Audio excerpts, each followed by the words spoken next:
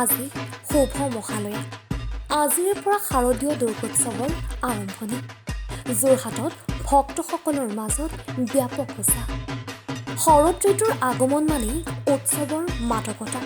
কহুৱা ফুলাৰ বতৰত ইয়াৰ মাজতেই ধৰাৰ বুকুলৈ নামি আহিছে দশভুজা দেৱী দুৰ্গা। পূজাৰ প্ৰাক মুহূৰ্তত আজি মহালয়া। যোৰহাট মানেই মহালয়াৰ এক বিশেষ উৎসাহ। ওজাগৰি নিশা কটাই পুৱতি নিশাই যোৰহাটৰ শক্তিপীঠ, দেৱীপীঠ আৰু ৰাজপথত ভক্তসকলৰ ভিৰ।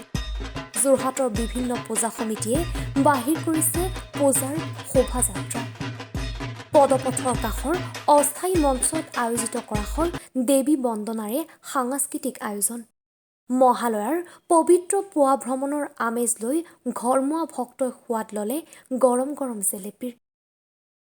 মহালয়া আৰু আজি মহালয়াৰ পুৰা যোৰহাটৰ লোকে লোকাৰণ্য হৈ পৰিছে। যোৰহাটৰ বিভিন্ন স্থানৰ পৰা যোৰহাটৰ যি মূল সকলোৰে বা আকৰ্ষণস্থল গড়ালিত ইতিমধ্যে মহালয়া উপলক্ষে পুৱতি নিশাৰে পৰা প্ৰায় ৰাতি 2 বজাৰ পৰা যথেষ্ট সংখ্যক লোক ইতিমধ্যে আহি পেলাই ইয়াত উপস্থিত হৈছে। আৰু মোক সতীৰ্থ ৰাজীৱে দেখুৱাব যে আমি যোৰহাটৰ থানা ৰোডৰ পৰা ইতিমধ্যে গড়ালিৰ ফালে অগ্ৰসৰ হৈছোঁ। আৰু পুৱাৰে পৰা ইয়াত আচলতে যি ধৰণৰ আচলতে ভিৰ আৰু মহালয়াৰ যি আনন্দ, সেই আনন্দ আমি এনি ভাৰতৰ দৰ্শকসকলক পোনে পোনে দেখুৱাবলৈ চেষ্টা কৰিম। কাৰণ মহালয়াই মানে এক সুবাস। কাৰণ লোকবিশ্বাস মতে আজিৰ দিনটোতেই ধৰাৰ বুকুলৈ মা দুৰ্গা নামি আহে আৰু মা দুৰ্গা নামি অহাৰ সমান্তৰালভাৱে এক আচলতে নৱৰাত্ৰিৰ প্ৰথম দিনো আজিৰে পৰা আৰম্ভ হোৱাৰ এটা পৰম্পৰা চলি আছে। আৰু যোৰহাটত আচলতে মহালয়াৰ যি সুবাস, সেই সুবাস আচলতে অনন্য।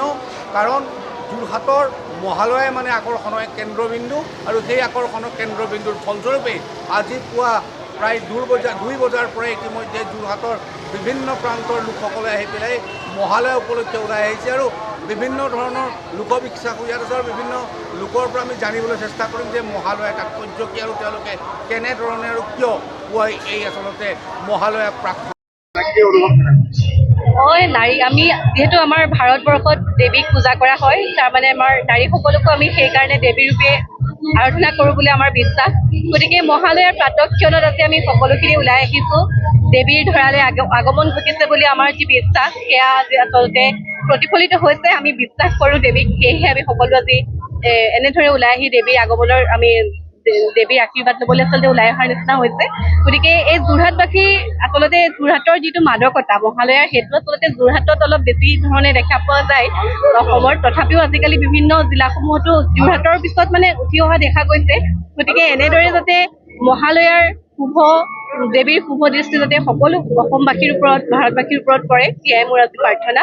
এই দেৱীৰ প্ৰাতঃক্ষণত মই দেৱীক আৰাধনা কৰি এপাকি মই কৰিব লৈছো। ওম জয়ন্তী কালী মংগল কালী ভদ্ৰ কালী কপালিনী দুৰ্গা দেৱ শিৱাধাত্ৰী স্বাদা স্বাহা নমস্তুতে। দেৱীৰ আশীষ যাতে আমাৰ সকলোৰে ওপৰত থাকে, এয়াই মোৰ কামনা। কেইটা বজাত আহিলে আৰু কেনেকুৱা সদায় অহাৰ নিচিনাকে খুব সোনকালে আহিলোঁ। গড়ালিৰ এই পৰিৱেশ চাবলৈ বহু দিনৰ পৰা অপেক্ষা। যিহেতু দেৱী মাৰ আগমন হৈছে, শুভবাৰ্তা লৈ আহিছে সমগ্ৰ অসমৰ লগতে সমগ্ৰ বিশ্ববাসীলৈ শান্তি কঢ়িয়াই আনক তাৰে কামনা কৰিছোঁ। আচলতে আমি দেৱী মাক আৰাধনা এইকাৰণেই কৰোঁ যাতে আমি নাৰী শক্তিক আৰাধনা কৰোঁ। নাৰী শক্তি অবিহনে আমি কেতিয়াও উন্নতি কৰিব নোৱাৰোঁ। গতিকে আমাৰ নিজৰ যিসকল নাৰী, নিজৰ মা, নিজৰ ভণ্টি, নিজৰ যিসকল আমাৰ মহিলা, সকলোকে আমি এটা স্থান দিব লাগে, যিটো আমাৰ শীৰ্ষস্থান।